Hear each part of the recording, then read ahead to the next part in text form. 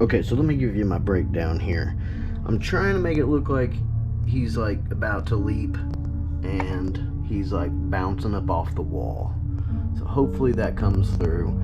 I put some lights back here to give some life through this window if anything shows up. I have this yellow light right here directly above the street light to give the glow coming from the correct angle. And just like for some atmosphere, I don't even know if it's going to show up, but I got incense.